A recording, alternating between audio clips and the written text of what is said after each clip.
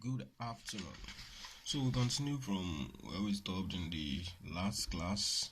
We were to start discussing piecewise functions. So let's quickly move on from here. You should know that we're just still laying a background. We want to lay a very solid background. If you ask me, for the study of limits of functions. So these things are very essential to your understanding of the concepts we deal with under limits of functions. Okay, basically everything you've learned in the past in 100 level or your JPEB or Polytechnic mathematics you did is essential to your understanding of this course. So I would like to advise that you actually revise those things, especially those things you learned in MTH 101, 102, Bond Day Mathematics. You can still get that textbook and revise most of the concept, because this course is going to come for your understanding of those things. So even the ones you had to rush through or you didn't really understand, you just had to cram some things or cram some steps for you to pass the exam and all of that. Now you don't have we may not have that should I say that privilege to actually escape it here without understanding it. So it's good if you can lay your hands on those books and still revise them, so refresh your memory of those things. Alright, so when we talk about piecewise functions, we basically are talking about functions that are defined differently at different intervals. Okay, what do I mean by that? Now, in all the examples we've had so far, we've always had functions like this, where we have f of x equal to x squared plus 1, for instance. So when you have a situation like this tells you that irrespective of the value of x, okay, you will have to use this formula to get your f of x. Okay, for instance, if you have x to be 1, f of x is going to be 1 squared plus 1, which is 2. Even if you have your f to be 0, this is still going to be 0 squared plus 1, which is 2. In fact, any x you have, you are going to slot it into this formula and get your f of x. Now, in the case of piecewise functions, just like the word piecewise, it means it is in pieces. That means in this case, instead of defining f of x singly as this function, I will say that this is for an example now. Okay, I will say let f of x is equal to x, for instance, whenever x is greater than 0. Okay, I can say f of x is equal to x plus 1 whenever x, okay, is, let's say, x is less than 0, and I can say that this is actually 0 when x equal to 0. Now in this case, this kind of function has been defined such that there are different ways to obtain f of x depending on the value of x we have to put in. So that means it has different definitions at different intervals. So that is what we mean by piecewise function. So come across situations like this in this course when you are given piecewise functions. So it also happens, you can come across situations like that in real life, okay, where things can happen this way. Let me use this kind of illustration. For instance, okay, you are aware of how this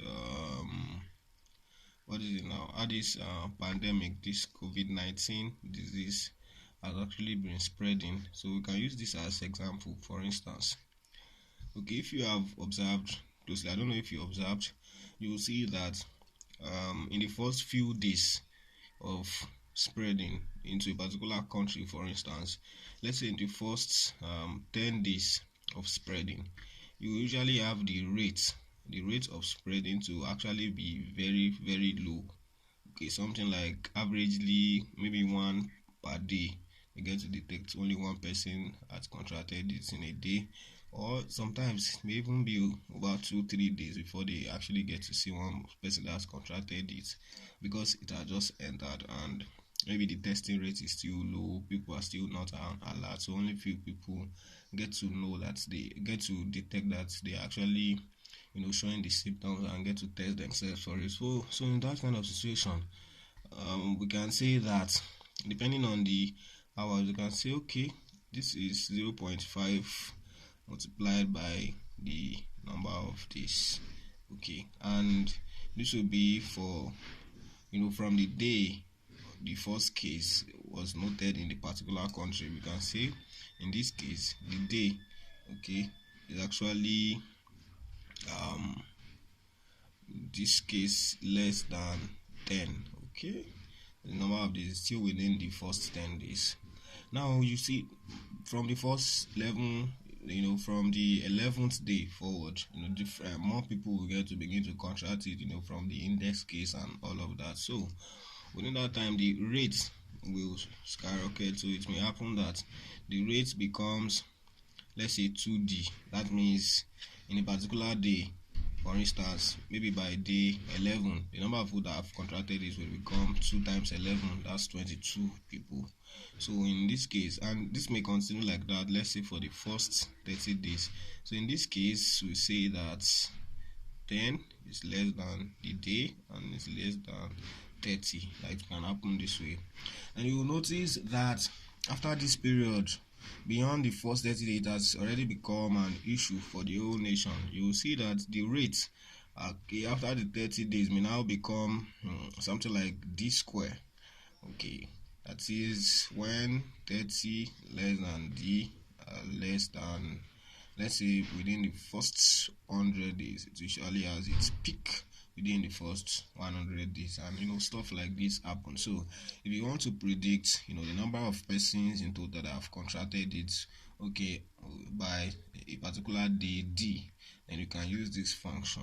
So I can say that this is some function of d and say, okay, this function of d is equal to 0.5 d, okay, where in this case our d is less than 0, okay, greater than 0, but still within the first 10 days, less than 10, and later it becomes 2d, such that 10 less than or equal to d, which is less than 30.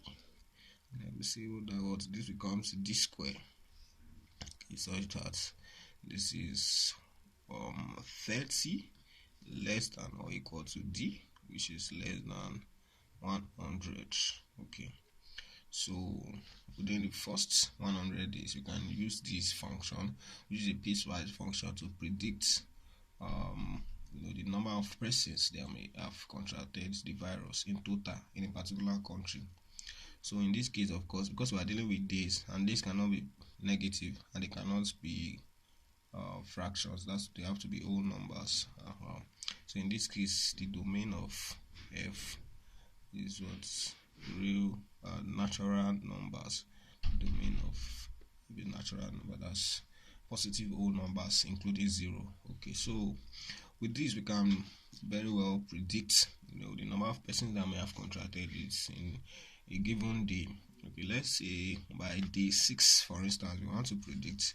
We're going to get that f of 6 will be, because 6 is less than 10, that will be 0.5 multiplied by 6. Okay, so we say it is 3. So we can predictably say that within the first 6 days, only 3 persons have contracted the disease. Okay, so we can say, okay, let's see what happens maybe after the first 20 days. We say, okay, f of 20 is equal to 2, because 20 lies in this interval, and in this interval, this is what the function has been defined to be. So this will be 2 multiplied to this f of 20, 2 multiplied by 20, which is 40. Okay, prediction is still on point. Okay, this is predictably correct within the first 20 days.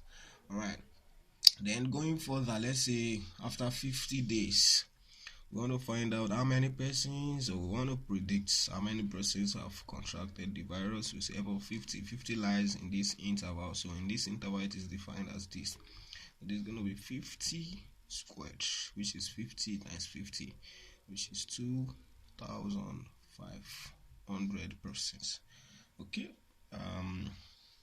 Now this is not a predict doom on Nigeria anyways, but looking at the the rates of spread so far, this is a good prediction of how it has been spread. Of course, it will not get to this case in Nigeria, because looking at the way it has been so far, it has been at least under control. And so far, I think that's been in Nigeria for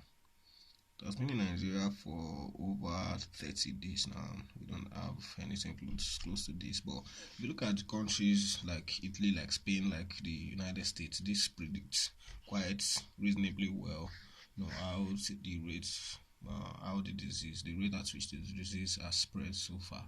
Okay, so that's just for an illustration. So this is what I mean by piecewise functions. I mean, there are situations you come across theoretically or practically where a single definition will not be sufficient for all the intervals you have in a given situation. Okay, so we are going to have to define the function differently at different intervals. So that's what we mean by piecewise functions. So obviously this function will have different behaviors at different intervals. Okay, so that is that about this. So examples, vital examples of these piecewise functions that you will come across, so you are likely to come across in this course.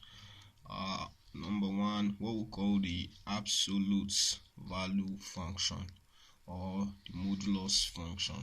Okay, so it is defined as f of x is equal to the modulus of x. You can remember what we mean by absolute value. Okay, for instance, we say that if you have x to be 0.5, obviously absolute value of x is 0.5. It's modulus. You have done this before, so you should know what to mean by this. If you have x to be minus 1, modulus of x is 1. So modulus has to do with size, numerical size. Okay, we are ignoring the signs. We are not interested in whether it is positive or negative. We are just interested in the size of the number. So when you do that, you're going to get this. Again, if you have x to be if you have x to be plus 1, for instance, modulus of x is still 1. That's the numerical size of it. So basically, I can say that I can define my modulus function this way. This will be x whenever x is positive, that's when x is greater than 0, or when x is greater than or equal to 0, or I can write as 0 when x is equal to 0, and it will be minus x when x is less than 0. Why? Because, for instance, when x is less than 0 now, as we just saw, for instance, x is equal to minus 1. Minus 1 is less than 0, and modulus of x is 1. Of course, 1 is the same thing as writing minus of minus 1, okay, which is 1, which is what we have here. So if I need to get modulus of any number x, what I simply need to do is to follow this pattern. For instance, if I need to get modulus of minus 2, I ask myself, in what interval does minus 2 fall here? Minus 2 falls in this interval because it is less than 0. So its modulus will be modulus of minus 2 is equal to minus of x. So I'll put minus, then my x here is minus 2, which is 2, which is correct because modulus of minus 2 is simply 2. If I have 1 falls in what interval? Here, because 1 is greater than 0. So the modulus of 1 is simply 1. If I have 0, modulus of 0 is simply 0. So that is the modulus function for you. Okay, yeah, it's quite straightforward. If you want to plot its graph, for instance, for illustration of the behavior, we are going to get something like this. I have x on this axis and I have f of x here, just like you have y is equal to f of x. Okay, so when x is 0, our y is 0. When x is 1, modulus of 1 is 1. When x is 2, our y is 2. When x is 3, our y is 3. When x is 4, our y is 4. Again, you have minus, you have the negative numbers at this end. So when x is minus 1, our y is still plus 1, so it will still go this way. When x is minus 2, our y is still plus 2. When x is minus 3, our y is still plus 3.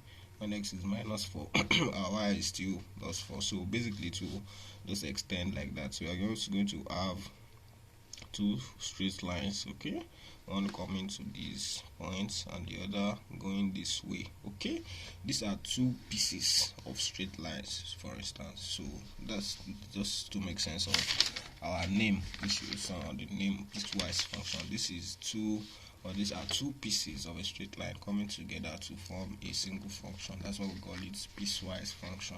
Okay, or say one of the reasons we call it piecewise function, or a piecewise function, if you like. Okay, so another thing you can come across, or another piecewise function you can come across in this course, is what you call the sine function, or you call it the signum function, or some call it or pronounce it as signum function. Okay, so it is defined as signum of x. It can also be written as SGNX, and it is defined as x divided by the modulus of x. Okay, basically this tells us that when you have a particular number, with the signum function or the sine function, gives you its sign. For instance, if you have a positive number, it is going to give you 1, like plus 1. If you have a negative number, it is going to give you minus 1. If you have 0, it's going to be indeterminate.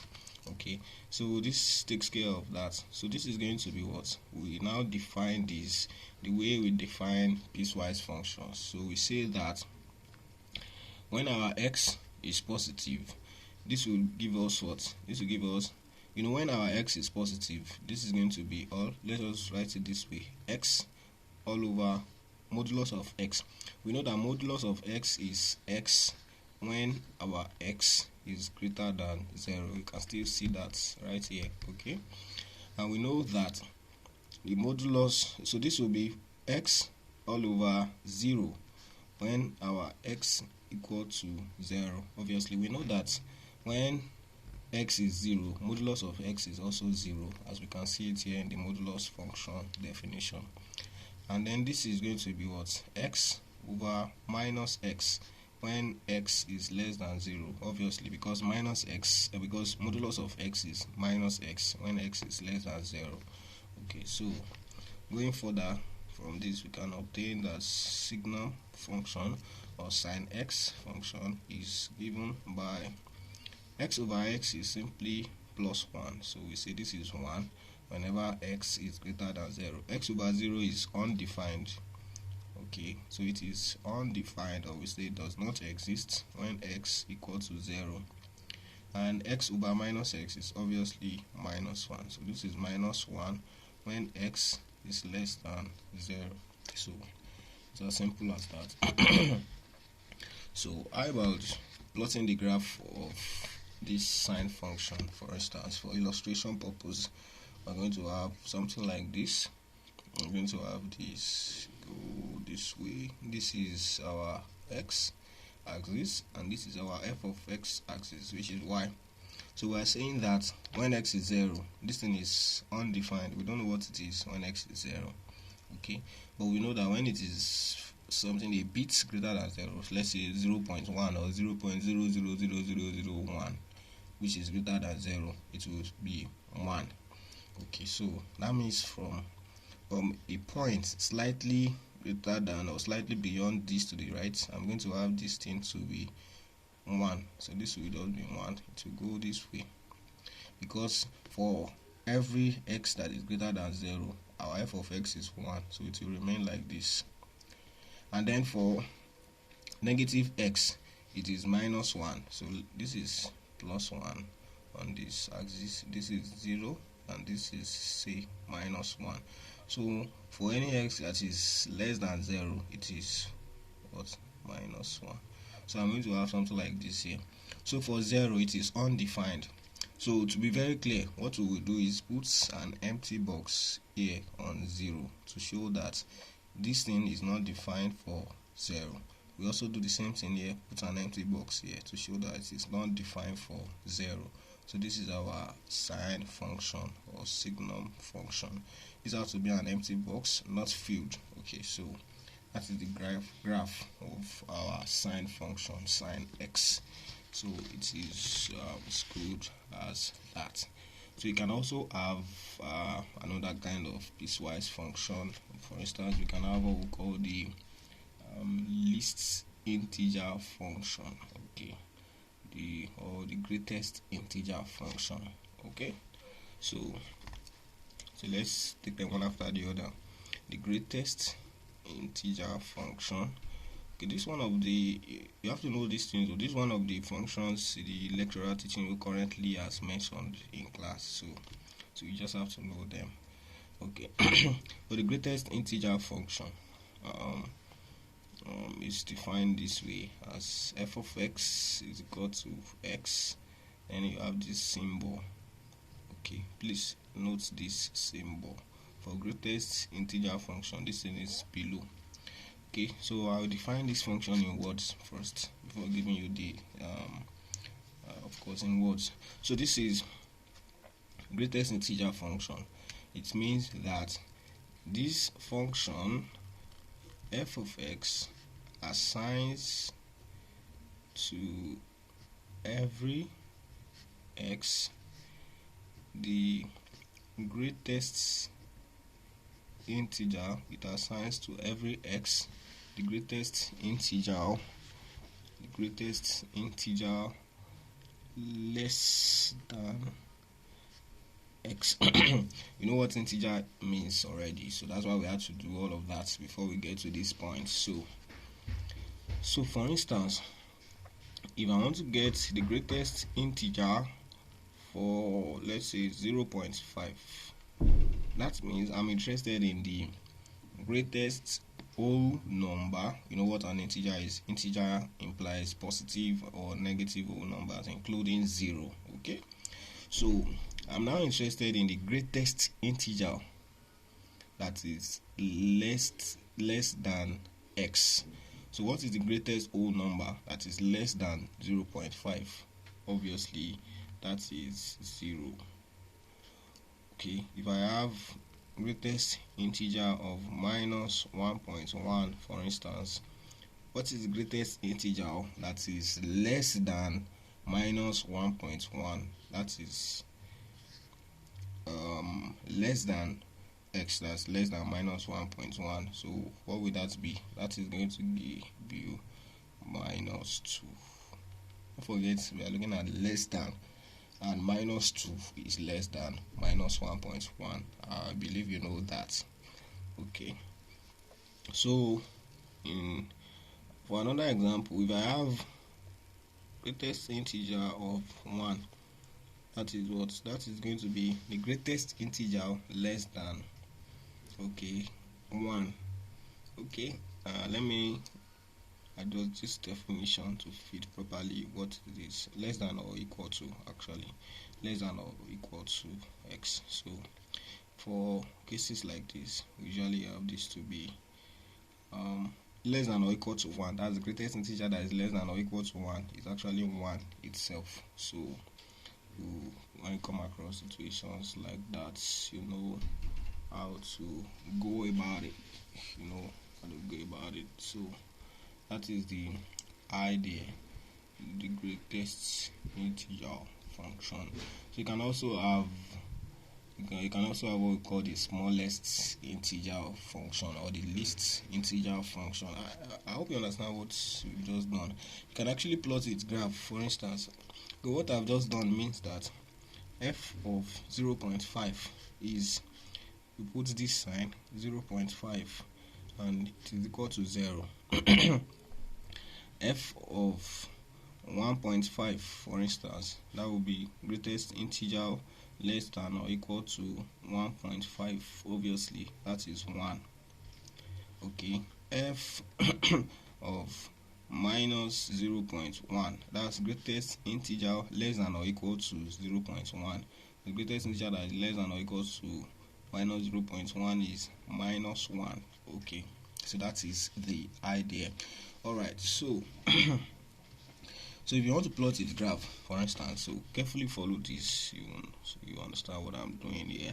So this is going to be something like this. Okay, it's going to be something like this. We have this, and then in this case I cannot use this statements form to define this. I can only write it in in this form, in words, like I've done here, because this one will have infinite number of intervals and I cannot begin to list all the intervals. Okay, for instance, now this will mean that for this function f of x equals, and now I have something as big as this, and I can't even tell what will be before this because I'll have a lot of them before this. I can say this will be equal to 0. Okay, provided my x is, I'm looking at the greatest integer less than or equal to x. So if greatest integer less than or equal to x is 0, that means my x is actually greater than 0, okay, or equal to 0, but it is less than 1. So I'm going to have 0 less than or equal to x, but this is less than 1. I hope you understand what I'm doing. So if I have a number that lies between 0 and 1, which may also be equal to 1, the greatest integer less than it is actually 0. Of course, obviously 0.5 lies in this interval, and the greatest integer less than or equal to 0.5 is 0. It will be 1 if the number lies between 1, okay, including 1 itself, and 2. It will be 2 if the number lies between 2, including 2 itself, and 3. It will be 3 if the number lies between 3 and including 3 itself, and 4. It will be 4 if the number lies between 4 and including 4 itself, and then 5 and 5. So, and so on and so forth. So I cannot define it appropriately using this form. That's why it has to just be defined using statements this way. So that is the idea, but you are forced to do it this way. Of course, you can just list 3 and put this dot dot dot to show that this thing continues in that manner. Okay, this is the right way to put the dot. Okay, maybe you can just put the dot this way to tell you that it continues downward this way or upward this way. Okay, so tell you that it's defined similar manner to that. We should also have something for -1 first, so that people will know that it can also be defined for negative integers. It will be -1. If I have to be minus, that will be for -1 now. If it will be -1, it can run from -1 to 0.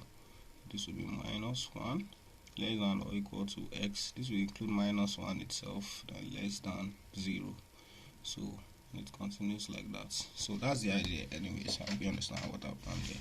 Alright, now so if I want to plot the graph of this, I'll say, let's say f of x is on this axis and x is right here. So I come and pick 0. So for 0, the greatest integer less than or equal to 0 is 0. Okay, so quite straightforward. And then I have for anything between this 0 and 1, okay, excluding 1. Okay, so if I have 1 here, I have 2 here, I have 3 here, and I have 4 here. Anything between this and this, we actually have it result f of x to actually be 0. So I mean I'm going to have this run from this point, because this includes 0, this has to be thickened and to go this way until it gets to this point. Anything within this interval, we have its f of x to be 0. So I'll put an empty box here to tell us this doesn't include 1. Then immediately it gets to 1, okay, it becomes 1. So let's say 1 is at this point here. So immediately it gets here, it's going to include 1. Now because it includes 1, I'm going to put a ticked box here and I go this way. So anything that lies in this interval 1.5, 1 point anything, it will have its f of x to be 1. So I'll put an empty box right here to tell you it doesn't include 2. Then it goes up to 2. So from here I have 2, it includes 2, so I'm going to put a tick box right here. So it goes on, it doesn't include 3, so I put an empty box. Then I go up from here. So from here I'm going to have this to be 3, okay, and put a filled box, and on 4 put an empty box, and so it continues, it continues like that, like you have a step, okay, you take this step, you jump to the next step, take to the next step, take to the next step. Alright, so that is that. So for -1, so for -1, for instance, it's going to be running from -1 to 0. So if this is -1, -2, -3, so anything that lies in this interval including -1, this one is going to be having tick box, and it's going to run this way to this empty box. So I have, that means this is -1 here, this is say -2.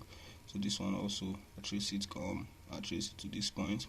So this one is going to include -2, then it's going to exclude -1. It goes on and on and on like that. So that is for the greatest integer function. Okay, I hope you understand this graph. Okay, so it just continues like that, like you are taking steps. Of course, these are points of discontinuity. I mean, the graph gets to this point, it stops flowing, then it continues, it jumps to this point again, and it jumps to this point again, it jumps to this point. So there are points of jumps or discontinuities. Those are just normal English words we get to make use of later as technical terms as we proceed in this course. Okay, so that is that about that. Is quite straightforward. So I want to give you something to think about or something to deal with now. So what if you have a function like this, what we call the least integer or the smallest integer of function, the smallest integer of function. If you have what we call the smallest integer function, how do you deal with something like this, what we call the smallest integer function? So in this case, this one is defined as f of x is equal to, in this case, this will be up right here, like this. Oh no, like it will be like this. Hope you know the difference now. Like this one will be the smallest integer greater than or equal to x. So you can use that to know. So it will be up because it's greater than or equal to x. But the one we talked about, it is less than or equal to x, so it is below. I mean, these extensions will be below because we are looking at the greatest integer less than, so it is below x.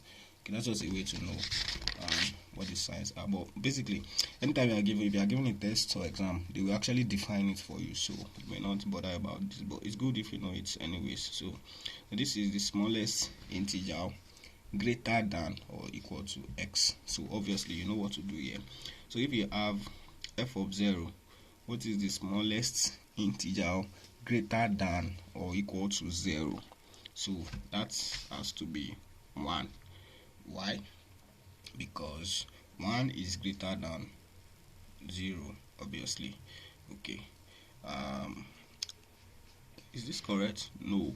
Is this greater than or equal to 0? And the smallest, of course, we know that 1 is greater than 0. 0 is also greater than or equal to 0. So the smallest of them is 0. So our f of 0 is still 0. Hope you get that. If you have to get f of 1.1, for instance. That means we are looking at what is the smallest integer that is greater than or equal to 1. So in this case, that is greater than or equal to 1.1. In this case, that is 2, because it cannot be 1, because 1 is actually less than 1.1. Okay, so what is f of minus 1? That's greatest integer that is less than or equal to minus 1. That can only be minus 1. Okay, sorry, the smallest integer, okay, that is greater than or equal to minus 1. Okay, so that is that about that. Okay, so you understand the idea. So if you have something like f of minus 1.1, what will it be? That's the smallest integer, okay, greater than or equal to minus 1.1. So the smallest integer. So you have around this minus 1 and minus 2. So so between minus 1 and minus 2, which one is the smallest integer? That's obviously minus 2. So this is minus 2. You get the idea now. If you have f of 1.3, okay, the integers around this are 1 and 2. Which one is the smallest of them? That is, greater than or equal to the one that is greater than or equal to this. Okay, so the one that is greater than, that am I doing now? So this is nonsense, sorry. So the smallest integer that is greater than. So if you have f of minus 1.1, so f of minus 1.1 will be the smallest integer that is greater than or equal to minus 1.1. So that is actually minus 1. You get the idea now, because minus 1 is actually greater than this.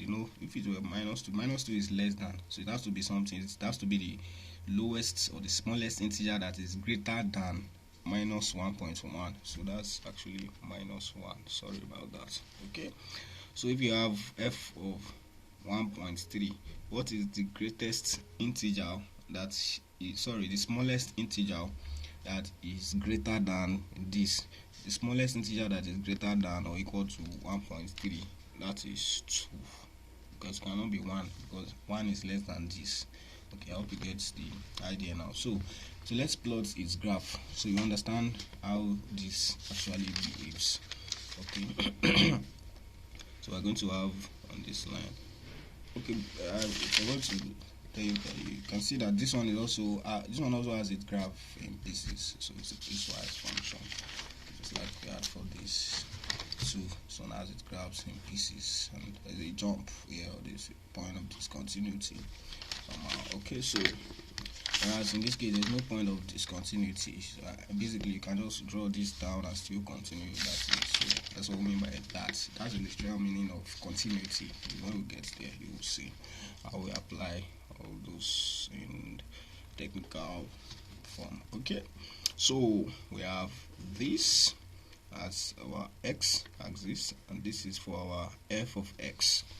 So then we go forward to say that for our 0, what is f of 0? F of 0 is still 0. Okay, so we have something like this. Now f of 0.1, I mean anything slightly greater than 0, f of 0.1, in this case we are interested in the smallest integer that is greater than or equal to 0.1. Obviously that is not 0, that has to be 1, because that has to be greater than or equal to this. Okay, so from this point forward, what we have is our f of x is going to be 1. This point will exclude the point 0. Okay, because f of 0 is not 1, f of 0 is 0. So this has to be an empty box right here. So this will continue like that until 1, and f of 1 is 1. That's the smallest integer greater than or equal to 1 is 1. So for x equal to 1, our y is equal to 1. So because of that, this will have a filled box right here. So, and for anything slightly greater than 1, the smallest integer that is greater than that will be 2. So So from this point forward, so you are going to have this thing to be 2. So this is 2. So from here forward, this thing will be 2. But it does not include for x equal to 1. So we're going to put an open box right here, and you're going to continue like that until it gets to x equal to 2.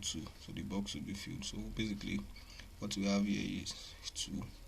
Okay, so if you have 3, trace 3 upward and downward. Anything slightly greater than 2 will have its f of x to be 3.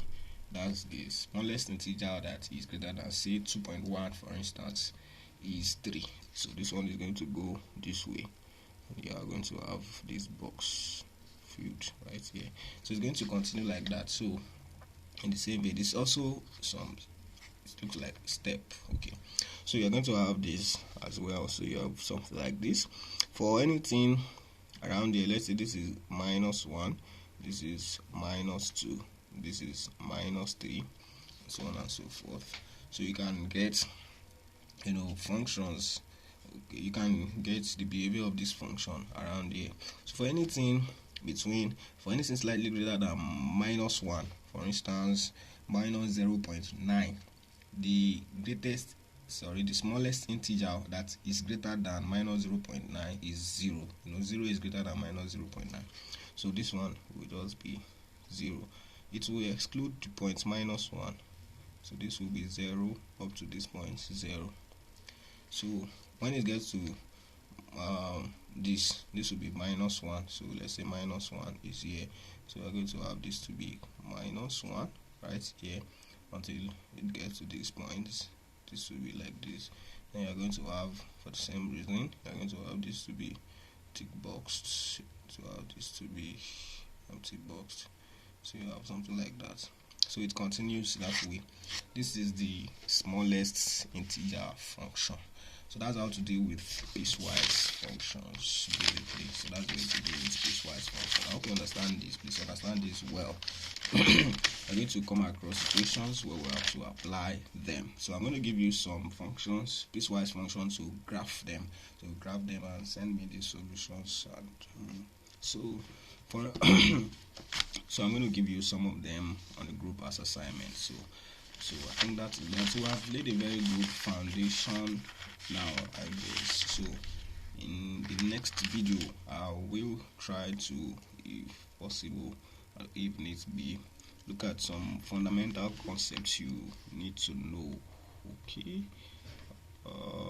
if we can simply look at types of functions. Before we begin limits of functions, these things are very vital.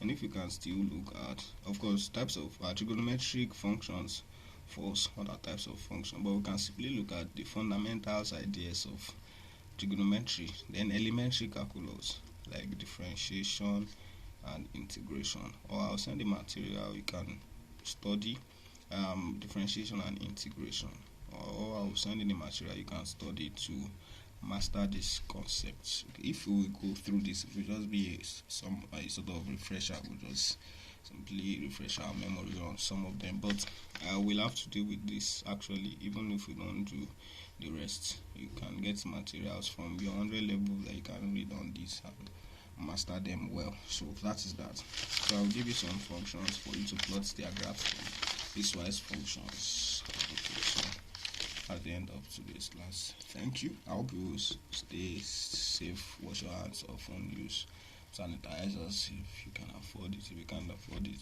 stay at home, don't go out at all.